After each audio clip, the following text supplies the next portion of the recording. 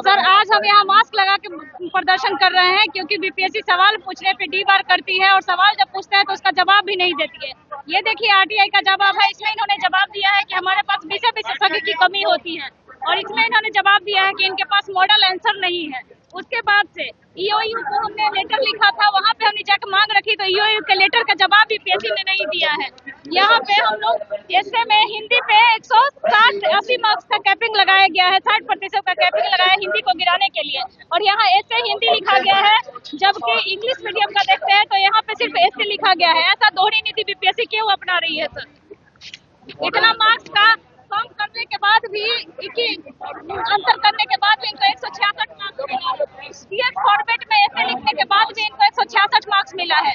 OSM में परीक्षा नियंत्रक खुद स्वीकार करते हैं कि उन्होंने मार्क्स एडिटिंग किया है। ठीक है, उन्होंने कहा है कि 200 से अधिक छात्रों को 0 से अधिक अंक मिले थे, 0 अंक मिले थे, उसका एडिटिंग करके उन्होंने बढ़ाया है। ओएसएम का टेंडर की कंपनी का नाम नहीं बताते हैं, बताइए कि वही मार्क्स एडिटिंग कर रहे हैं, बाकी का भी तो करते हैं सर। ये सब हमारे पास आरटीआई का सबूत है। हमारी मांग है कि सीबीआई जांच हो हाई कोर्ट के एक न्यायाधीश के अंदर में, और इन्होंने जल्दीबाजी में जो है ज्वाइनिंग लेटर दे करके और सबको ट्रेनिंग में भेज दिया है। आखिर इनको हड़बड़ी इतनी क्यों थी जब तक इन्होंने चेक कॉपी भी अभी तक नहीं दी है? ओएसएम लाने का उद्देश्य एक ही था कि इन्होंने जल्दी से जल्दी सभी काम को करेंगे, लेकिन 8 महीने बाद उन्होंने जो है मार्कशीट दिया है। सर, सीबीआई जांच हो इसका और हाई कोर्ट के जज के निगरानी में जांच हो, 17वीं बीपीएससी को पूरी तरीके से रद्द किया जाए। जी सर, परीक्षा नहीं दे सकते इसलिए हम मास्क लगा के आए हैं क्योंकि बीपीएससी तानाशाह हो गई है, सवाल पूछने पे डी बार करती है। लोकतांत्रिक देश में भी हम अपने आवाज को उठाने के लायक नहीं बचे हैं।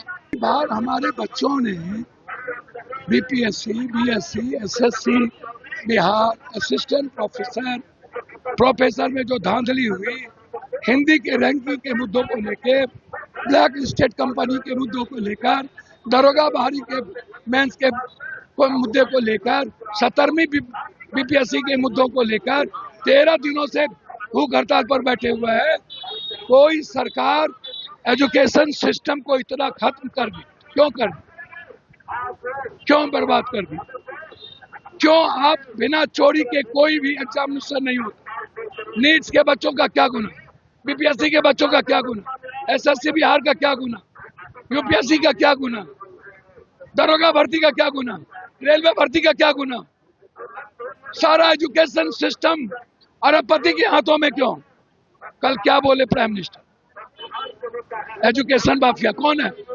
पैसा कौन ले रहा है? ये बिना रैंक के थर्ड रैंक कौन दे रहा है? बिना लिखित के, कॉपी के कौन दे रहा? हिंदी में 12 मार्क्स क्यों? सारा इंग्लिश में क्यों? 70% बाहरी क्यों? आप 85% यूमेसा लागू क्यों नहीं कर रहे? कल बीपीएससी के बच्चे अनिश्चितकालीन भूख हड़ताल पे जा रहे हैं। बीएसएससी 13 मांग को लेकर अनिश्चितकालीन। बायोमेट्रिक घोटाला, ये बायोमेट्रिक घोटाला देखिए, ये देखिए क्यों? और आप गाली दे रहे हो जैन जी को, कह रहे हो अपराधी है। बेटी का फोटो ये कर के आप उसके घर पे जा रहे हो। आंदोलन में कौन कौन था? और हमारी बच्ची को आप कपड़े नंगे कर रहे हो, प्राइवेट पार्ट पर मार रहे हो, जाति पूछ रहे हो। इतना तानाशाह क्यों? इन तानाशाह नेताओं का इलाज है जैन जी, इन भ्रष्ट नेताओं का इलाज है जैन अल्फा। ये कौन है गिरीश चौधरी? कौन है परमार? क्यों प्राइवेट कंपनी के द्वारा एग्जामिनेशन? काहे?